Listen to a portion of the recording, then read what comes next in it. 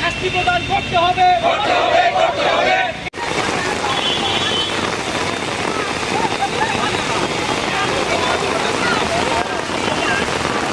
কিন্তু নাহলে ডিস্ট্রিবিউটার জলটা আমাদের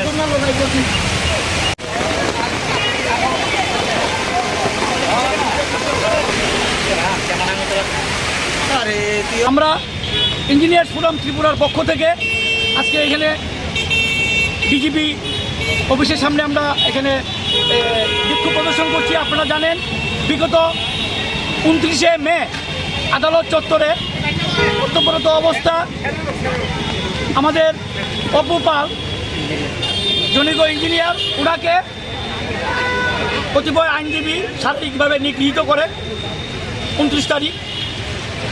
আমরা পরদিন দপ্তরের যিনি প্রধান আছেন ওনার কাছে আমরা দেখা করেছি যে যারা দোষী তাদের যাতে গ্রেপ্তার করা হয় বা এফআইআর করা হয় সেই ব্যাপারে আমরা মাননীয় এমডির সাথে আমরা দেখা করেছি। উনি কথা দিয়েছিলেন দ্রুততার সঙ্গে দেখবেন। সেই অনুযায়ী 31 তারিখ পশ্চিম থানা এফআইআর করা হয়েছে।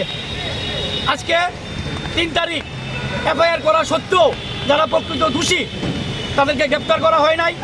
আমরা সোশ্যাল মিডিয়ার মাধ্যমে দেখতে পেয়েছি জনিত আইনজীবী যিনি বার কাউন্সিলের সভাপতি মৃণালকান্তি বিশ্বাস মহোদয়, ওনাকে আপনারা সবাই চিনেন, আমরা সোশ্যাল মিডিয়াতে দেখেছি। আমরা চাইছি যারা প্রকৃত দোষী পুলিশ প্রশাসন যেন তাদেরকে শনাক্ত করে অতি দ্রুত গ্রেপ্তার করে এবং আইন অনুযায়ী যেন ব্যবস্থা নেয়। আপনারা জানেন আইন সবার জন্য সমান, ছোট বড় এখানে নেই, ধনী দরিদ্র নেই। ভারতবর্ষের 2টা রাজ্যে এখনও বর্তমান এবং প্রাক্তন মুখ্যমন্ত্রীরা জেলে আছে। আমরা চাই আইনের পথে চলক, যারা প্রকৃত দোষী তাদেরকে যেন গ্রেপ্তার করে শাস্তি করা হয়, এটাই আমাদের আজকের দাবি।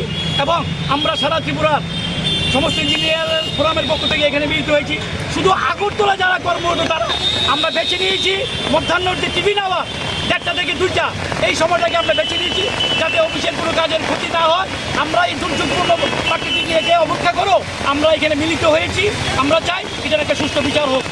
যদি তারপরও গ্রেপ্তার না হয় তাহলে আপনাদের কি পদক্ষেপ থাকবে? আপনারা দেখেন এখানে 150 থেকে 200 ইঞ্জিনিয়ার এই প্রাকৃতিক দুর্যোগকে উপেক্ষা করে কিন্তু হয়েছে। এটা তো মাত্র একটা ট্রেইলার, পিকচার তো আমি বাকি, এটা শুধু আগরতলার। আপনারা দেখবেন আগামী দিনে আমরা কি করি, আমরা সেইভাবে আমরা প্রস্তুতি নেব।